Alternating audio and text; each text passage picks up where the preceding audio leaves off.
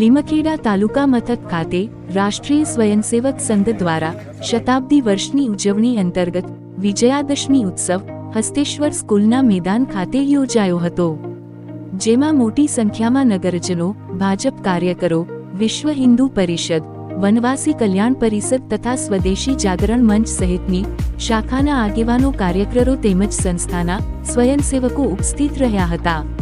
કાર્યક્રમમાં પંચમહાલ વિભાગ સદભાવ કાર્યકારીણી સદસ્ય અને પૂર્વ પંચમહાલ જિલ્લા શિક્ષણ અધિકારી ભાનુભાઈ પંચાલે વક્તા તરીકે પોતાનું બૌદ્ધિક આપતા જણાવ્યું હતું કે કોઈ સંસ્થા 100 વર્ષ થાય ત્યારે વરઘોડો કાઢે, ધામધૂમ મચાવે, મોટી ઉજવણી કરે, પરંતુ રાષ્ટ્રીય સ્વયંસેવક સંઘની સ્થાપના પૂરી થઈ છે ત્યારે સંઘ દ્વારા નિર્ણય કર્યો છે કે મોટી ઉજવણીઓ કરતા કરતા દેશભરમાં ઘરે ઘરે રાષ્ટ્રહિતના 5 મહત્વના મુદ્દા પહોંચાડવામાં આવશે.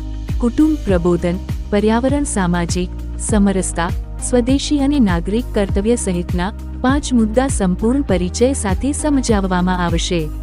કાર્યક્રમમાં અતિથિ વિશેષ તરીકે ગોધરા જનરલ હોસ્પિટલના એમડી સાયક્રિયાટ્રિસ્ટ ડોક્ટર નરેશભાઈ મીનામાએ સંઘનો વિસ્તૃત પરિચય તથા સંઘની સ્થાપના લઈ આજ દિન સુધીના મુખ્ય પદાધિકારીઓના સંક્ષિપ્તમાં પરિચય રજૂ કર્યો હતો.